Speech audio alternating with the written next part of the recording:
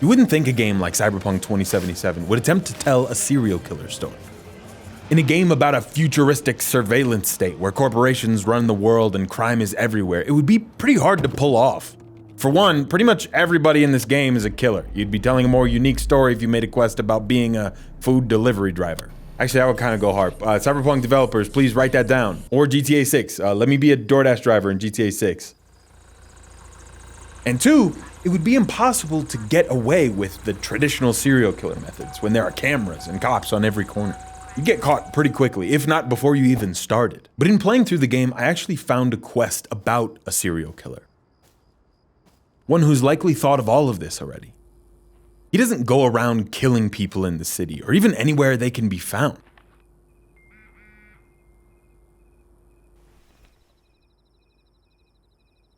He chooses his victims carefully, people who the world has already forgotten, and lures them away to a remote place.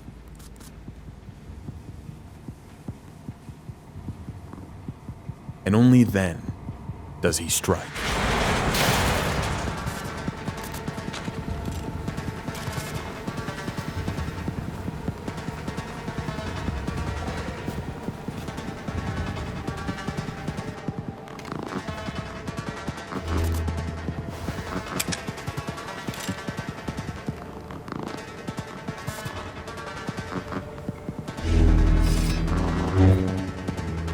In the quest, he's called Peter Pan, but some people believe he's also the killer called the Meatman. Yep, yeah, the Meatman, that's what they call him. Call him the Meatman. I don't know who came up with that one.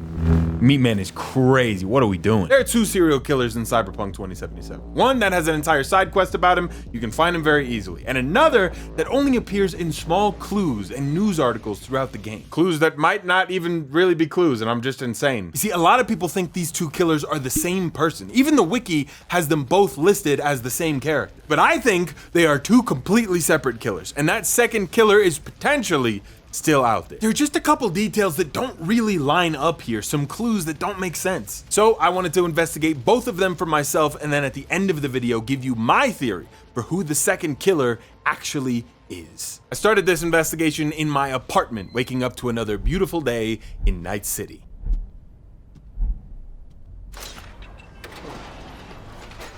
Now, this is the densest city I've ever seen in a video game. So dense, in fact, that it would probably be pointless for me to just wander around the city aimlessly looking for clues. So instead, I decided to check my computer and see what was on the internet first. Do a little web surf the web. Now, there is this news article that pops up on computers all throughout the game, and it reads, "Meatman strikes again." You heard that right. Yes, we're investigating the Meatman today. It seems the killer known as Meatman has claimed yet another life. His fourth by our count. The victim this time, 23-year-old Janet Bailey. Night City police previously issued a formal statement about Meatman in which they claimed no such serial killer prowls the city's streets. But the truth is far less comforting. Establishing connection between the murders proved difficult, but our investigation got their hands on reports that show the victims all died in the same way. The specifics are too graphic to describe in detail here, but two key similarities stand out. Firstly, all of the victims died of a bullet to the head fired from a gun used to slaughter cattle. Secondly, the bodies exhibited scarring, characteristic of burns from a red-hot branding iron. Now, I do have to say, you can't technically find this article on the computer in your apartment. It just appears on various computers throughout the game. But this is my video, goddammit, and if I want to play pretend, I will. And if you don't like it, meet me at the monkey bars. We'll settle this like men. Let's get on the same page about one thing in particular. Meatman? That's a crazy ass name for a serial killer. If I started killing people and the press called me Meatman, I would be my own next victim. Maybe that's how we combat serial killers, is we just start giving them dumbass names. Like if a serial killer pops up in your town, you just like plaster all over the media and you call him Gassy Boy. You'll probably go away after that. I imagine he wouldn't want to be called that. Now the police deny that this serial killer even exists, but we know from this article that there are 4 killings that took place recently, all with the same murder weapons, the cattle gun and a branding iron. With that in mind, I decided to go out and look for more clues, maybe more bodies that have similar wounds or things like that. Night City's pretty packed full of crime, so I figured it would not be hard to come across a body or two. Something I did notice though, as I was walking out of my apartment and into the streets, is that even though there is crime everywhere, the people do not jaywalk. They obey the street signs entirely, every single one of them. Some of these people look like they just got done huffing gas for 30 minutes and they draw the line at jaywalking. That's just too far. We don't cross that line. It's so weird. Like, even if there's no cars anywhere in the vicinity, they wait. I don't know. I thought it was weird. Anyway, I decided to take the train downtown where there is a crime scene that I'm not entirely sure is relevant, but I have a feeling that it might be. And I wanted to investigate. Put a magnifying glass in I left my magnifying glass upstairs, but can you just edit it into my hand? I also just love taking the train in this game. They didn't add the trains into Cyberpunk 2077 until 3 years after the game initially came out. But it's such an awesome addition, and it makes playing feel so much more immersive. Like, if you want to feel immersed in this world, go take the train one time. I also usually take the train in Red Dead 2 for the same reason. Anyway, getting off the train and going up to this northwest corner of downtown, you can find this little dock area with a section that's been barred off. And what's behind those bars is a tripod, laying in what looks like a splatter of blood. Jumping over the bars and looking back further, another streak of blood with a microphone laying in it. Following this trail back, we're led to a box with blood pooling at the base. And inside the box is the body of a woman. It's hard to tell exactly how she died. I spent a little bit of time going in with my camera tool trying to find any wounds on her body, but I just couldn't find any. Just blood all over her back that seemed to seep through the shirt. Now, on her body, you can find a considerable amount of money and a text exchange between her and an anonymous source. Her name was Lene Borowitz, and she wrote, "Sorry, got this number by email. Apparently you have information about the serial killer I've been writing about." The anonymous source replied, "Correct. First-hand information." Now, that is some ominous shit to say. Can we agree? I'm not saying she deserved to die, right? I mean, look, let's see where this goes, but I've read 4 words from this person. I'm pretty sure this is a killer, a serial killer. Do you know him? I do. Very well, in fact. Since birth, you could even say. I read your articles. I want to help. Let's meet downtown. I will send you the exact coordinates. Okay, if anybody in the world wants to send you coordinates for where to meet them, you are about to die. They're going to kill you. We couldn't have sent like a pin? We can't go Apple Maps? Thanks. You're not only helping me, but all of Night City. And he goes, "Oh, believe me, the pleasure is all mine." So we see the result of this conversation, and I gotta say, frankly, I'm shocked. I don't know how this could have happened. All he did was speak like an evil doer in DMs. How could she have known that he would kill her? Anyway, so she set up a meeting with this anonymous source to learn about a serial killer she's been writing about, and it ended in her death. As for how this relates to the Meatman, I'm not totally sure because she doesn't have those characteristic wounds like a gunshot to the head or any branding. We did just read the news article about the Meatman, and so I had figured maybe she was the journalist who wrote that article. I couldn't find a direct name attached to the article. It just said Source NCJ or Night City Journal. I've looked all over the internet. I just can't find a concrete link here. I feel like they're connected, but there's just nothing fully linking them. There's only one article in the entire game about a serial killer, so I imagine that's what they're referencing. But there's just no way to definitively tell that. And there's a couple things I don't understand. Number one, if this is the Meatman, why does she not share those same wounds? The gunshot wound to her head and the branding. And two, how was she even killed at all? I can't find a wound on her body. From what I gathered looking at the blood splatters around, the microphone seems to have the blood going over top of it. Like the microphone was down first and the blood was kind of splattered on top. And it's also in such an isolated little area. I'm having a hard time thinking he dragged her over to the box. If anything, she was killed while in the box because the blood pooled all around it and there's no streaking from it. But before I get ahead of myself, this is a video game. I do understand that, and maybe they just didn't think about it. Maybe they just threw some blood splatters in and called it a day, which is totally fair. I'm thinking way too deep about this stuff, but it does make it harder to draw any strong conclusions. Remember though, there are 2 serial killers, so what about that second serial killer? Maybe he connects to it in a way that the Meatman doesn't. Well, to get that information, we need to go and meet a man named River Ward. Now, if you watched my first Cyberpunk video, the one with Baby No Money, I still don't know how we got him in a motherfucking video, whatever. I talked in that video about a side quest that includes River Ward. You don't need to have seen that video to watch this video. All you really need to know is that River Ward is like the one non-corrupt cop in the entire city. But maybe after this one, you could go watch that video. And also subscribe, because we are wildly close to 1 million subscribers, which is crazy. When we meet up with River Ward, he's chilling in his truck, just kind of brooding. Immediately when we get in, River shows us a news report about how the serial killer known as Peter Pan had been captured. A routine roadside inspection led the NCPD to the trail of a dangerous abductor and murderer. The footage shows Peter Pan being apprehended, as well as a 17-year-old boy slumped in the passenger seat, falling out of the car. He had been missing for over a month, and when they found him, he was pumped full of hormones. In the car as well, they found the DNA of 7 other teenage boys. Now, the killer was shot in the head, but he survived the gunshot and is now in a coma. Now, this side quest is obviously not about finding the killer. It's instead about tracking down some of the victims who have not yet been found. And one of the victims just so happens to be River Ward's nephew. My nephew, Randy. He disappeared not long past. And what you just saw, the kid was wearing Randy's shoes. Oh, Jesus. And River, the sharp little crayon that he is, has a plan for how to find him though. See, because the killer's in a coma, you can't exactly go up and question him. So River makes the next obvious conclusion, and that is to steal his dreams and go into them and use his dreams to find where he keeps his victims. I mean, it's cool, but like what, where the fuck did that come from? We'll do it like the scene from Shark Boy and Lava Girl where we get up around him. I'm Taylor Lautner. Dream, dream, dream, dream, dream. What a banger. God, you don't even know. You don't even know Shark Boy and Lava Girl. Apparently there's a new technology where you can take people's dreams and go into them through a brain dance. A brain dance is something within this world where you put on like a little metal thing on your head and you can relive people's memories. I guess we're doing dreams now too. I hope George Lopez is in them and his big head is on a robot. You guys have seen this movie, right? I'm not just referencing for nothing. If you haven't seen this movie, go watch this movie. So in order to get access to these dreams, we actually need to go into this building right here and steal them. Honestly, it's not much of a covert operation. There's not a lot of security going on in here. We just kind of waltz in and find a filing cabinet. You would think in the future they would find a better place to store things like, I don't know, dreams than a filing cabinet.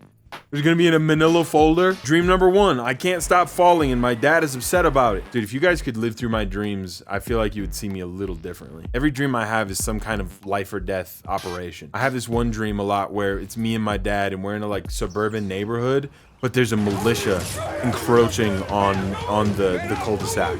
And we have to like get down into the bushes and in the dirt, and we only have a limited amount of ammunition.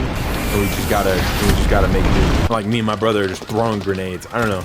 That's just a peek into my dark, twisted mind. Sometimes I have dreams that my dog is mad at me. Why did I start talking about this? Just as we're about to go in and get the dreams, some lady shows up and tells us that there are no dreams. The guy has not been dreaming because he got shot in the head, and wherever the bullet went, it's messing with his ability to dream. And she's also not happy that we snuck in here to try and steal it. So he doesn't have any dreams we can steal right now, but this lady is gonna try a couple different techniques and hopefully coax a dream out of him. But for now, we're gonna have to move on to a different lead. We get back in the truck and River brings us to his nephew's house where we go to look for more clues. And while we are driving, there is a mother fudging sponsor we gotta do, but I'm gonna do it a little bit different this time. Hello, welcome to the real world. It's me, I'm Real. So recently we got our own studio / office space to make the best videos possible for you guys. I did a little tour on Patreon if you wanna see it, but it was pretty bare bones in here, just a bunch of empty walls. But that's why we got the sponsor of this video, Displate, to help bring some character to the place. Displate makes high quality metal posters from tons of different franchises that you love. Like this one from Dishonored, you know I had to get that, I love Dishonored. We got this Lord of the Rings one from my editor Jacob. It is literally the first thing in his office. Lord of the Rings is his favorite movie in the world, so that's why I picked this one for him. And they also have the option to get your own custom Displate on their website. So I got these custom designs to put right at the entrance. These I got because I thought you guys would think they were funny. What I love about them is they're so easy and drywall friendly to put up. You just stick these sticker magnets on the wall,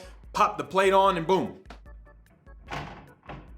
It only takes like 30 seconds. They make for great gifts and bring so much character to whatever room you put them in. Click my link below and use the code BIZLY to get 26% off 1 Displate, 31% off 2 Displates, and 36% off 3 or more Displates. And remember, code BIZLY, don't forget that part. That's why they're paying me money. Thank you so much, Displate, for sponsoring this video and being the first decoration we put up in our brand new studio.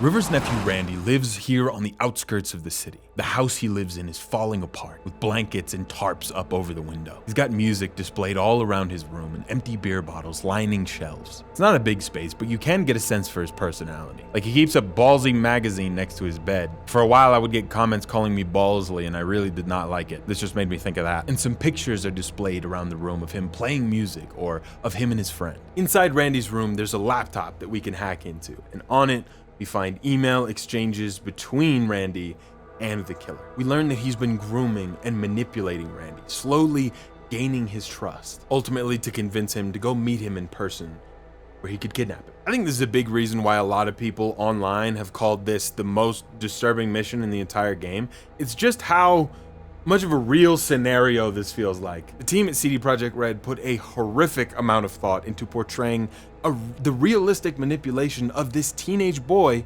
who was struggling with substance abuse, establishing authority relating to him through trauma, stealing his location so that he could buy and send him things, and taking advantage of his substance dependence, making this kid think he's gonna help him. It's hard to read because of how real these situations are. But what actually happens to him after they meet up is the most disturbing thing of all. In the room, we can also find the game that the killer had sent to Randy. And then on the laptop, you can extract the killer's IP address to hopefully find the location where he's keeping his victim. Finally, you have this unsettling cartoon of cows that are so thin and frail being pumped full of these chemicals and milked until there's nothing left of them. It's just something that the killer had sent to Randy, and it's just creepy to look at. Anyway, since the killer hasn't been dreaming and he sent this cartoon over, River has the idea to send the cartoon over to that lady so she can use it to make him dream. I don't think I understand the whole cartoon dream thing, but I'm not gonna question it too much. It seems so oddly specific that cartoons of significance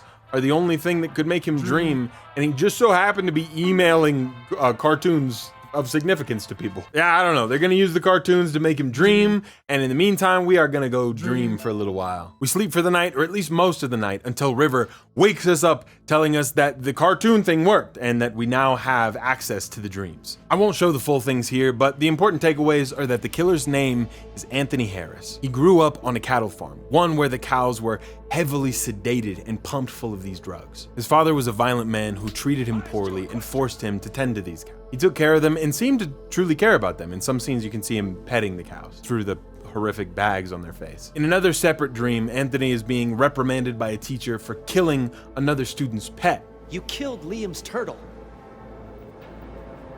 He was sick. He wouldn't eat, stayed in his shell. I just wanted to help him. By injecting him with HGH? What were you thinking? He had been giving the pet the same hormones that the cows got, something that he seemed to think was merciful. And then in the final dream, we see Anthony as an adult now running the farm. Weirdly, on his computer is the article of the Meatman pulled up. Pretty strong piece of evidence that he might be the Meatman, but what we see next explains why he got that name, Peter Pan. Anthony has been manipulating specifically vulnerable teenage boys to come here to this farm, a place that he could take care of them in the same way that he took care of those cows. And in the dream, we can see one of them crawling away, trying to escape. And where are you up to, Mike?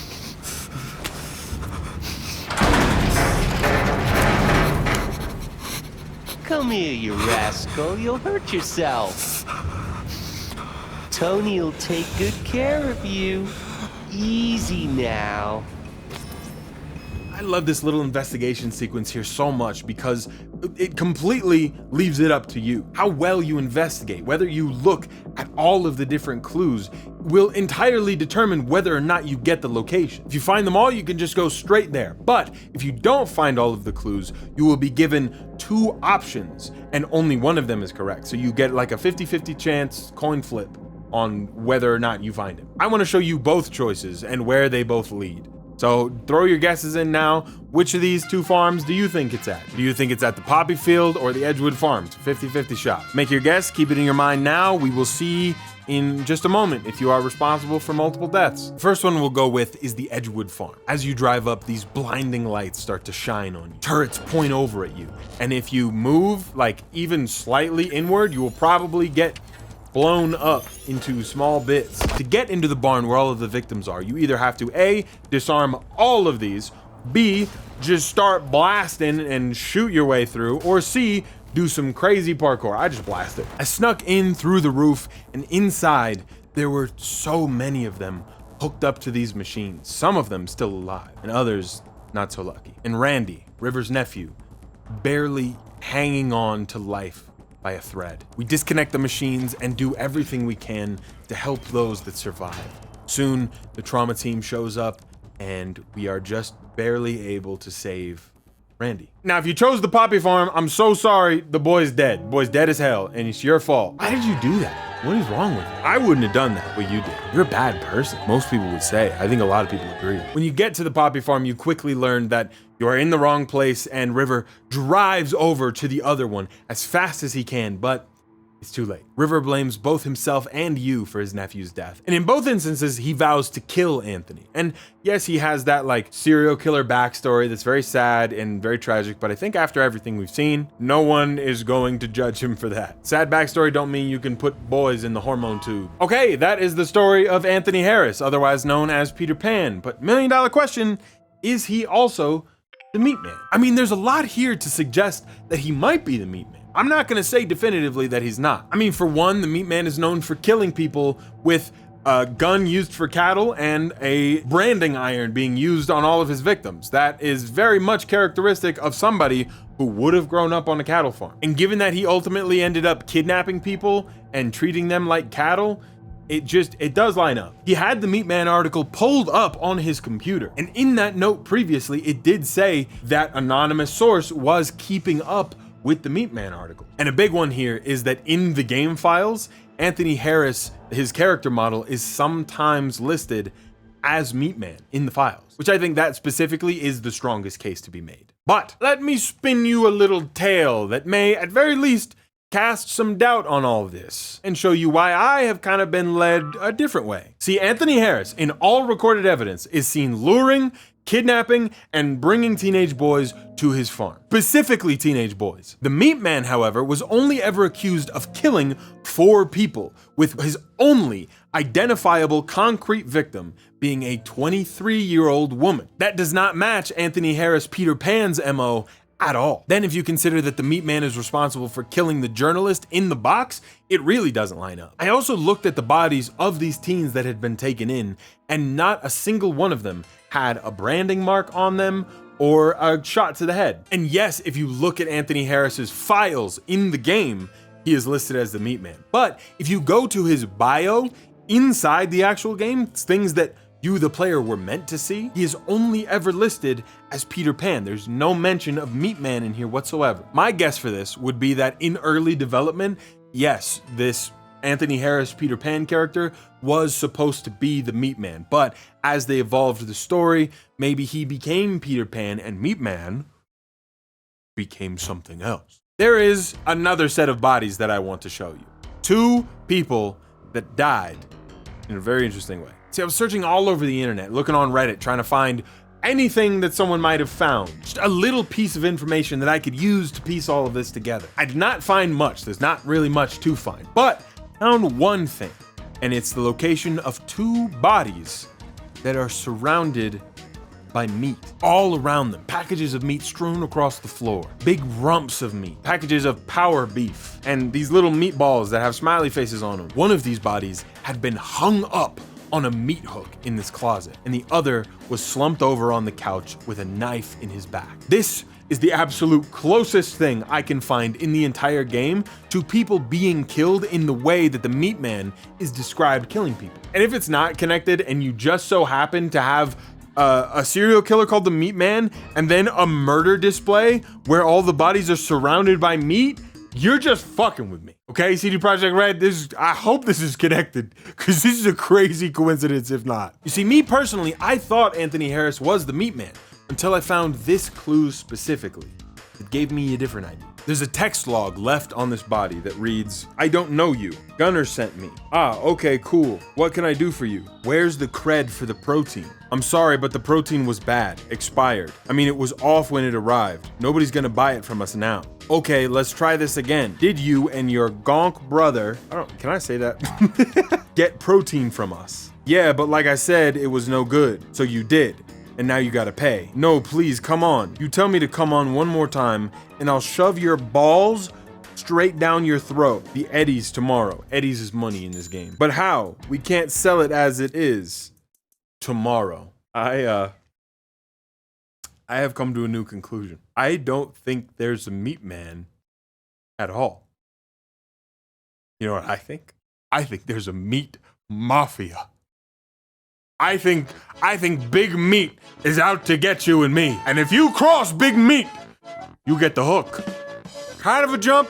Yes, a little bit. But think about it. I mean, the answer in Cyberpunk to who is behind these terrible things is almost always the corporation, the company, whatever. That's like what the whole game is about. I mean, people are dying, journalists are being silenced, people are being branded with branding irons and killed with weapons to slaughter cattle. Who better to have those things than someone in the meat industry? A meat industry known for going around killing people who don't pay for the meat. I think there is a company here, or something, that is going around killing people who either don't pay for their meat or are crossing the meat mafia. I love saying meat mafia. I've been sitting on that one this whole video. I mean, the police refuse to comment on it. Maybe they're being paid off? I don't know. I don't actually have like a ton of evidence to support this necessarily, but it feels just as plausible to me as Anthony Harris being the Meatman as well. If anything, it's more plausible because these murders go completely against who Anthony Harris is as a character, but are completely in line with this horrific scene where people have been killed over a meat debacle. Now, who the meat mafia would be, I'm not entirely sure. So all of the food in Night City in this game is manufactured by a company called All Foods. Most of the protein that you eat from them is like worms and stuff, just ground up to be in ground beef. But they have also been theorized to be harvesting and selling human meat. Just a little bit though, just a little bit. I have a theory that either A, the Meatman is owned and killing people on behalf of All Foods, or B, there is an underground meat black market and people are being killed to keep it all quiet and under the radar. It sounds insane. It's definitely a stretch. I understand. I don't know how else to explain these two guys getting murdered over meat and having a text exchange between them and whoever sold them the meat. If you don't believe that the Meat Man is a lie and that it's truly the meat mafia, fine, that's fair. But then I challenge you to explain to me why this then? What is this? I'm not gonna say I definitively know either way, but I will say that there is enough here to cast doubt on the idea of Anthony Harris being the Meat Man, and there is enough credibility here, I think, to at least consider this theory a possibility. But ultimately, there is not enough information in the game that at least I can find to determine outright. I've been looking into this for days, and these are the only clues that I could find within the game. But either way, the stories are very fun and interesting to dig into. Let me know what you think. Do you think that the Meat Mafia is real? Are you a Meat Mafia believer? Where my Meat Mafia at? Shout out Meat Mafia. Are there any clues that you have found in the game or you know of that I might have glossed over that would shed some light on the Meat Mafia? Let me know in the comments, and then click the card right here to go and watch another one of my videos. Now, I really can't believe that we got a studio. It is currently 5 in the morning right now, and tomorrow morning, so in a few hours, I have to go and pick up the keys, and I get to go in and I see it as mine for the first time. Very, very excited. Extremely grateful to all of you who have made this possible for me. On our little team, we have this one phrase that we use whenever we need like a grounding force, a North Star to follow, and that is make cool shit. Whatever we're doing, we're just trying to make cool shit. And I promise, and I'm gonna use this studio to make the coolest shit possible. If you wanna see it more in depth right now, go check out on Patreon. I'm gonna film like a little tour of the place, even though it's not filled out yet. And maybe I'll even do a little tour once it is fully filled out on YouTube. But we'll see. I don't know if everybody really cares about all that, but I'm definitely gonna be showing it off on Patreon. I fucking love my job, man. Thank you so much for 915,000 subscribers. Just absolutely unreal. But click the card. Thank you. And Meat Mafia out.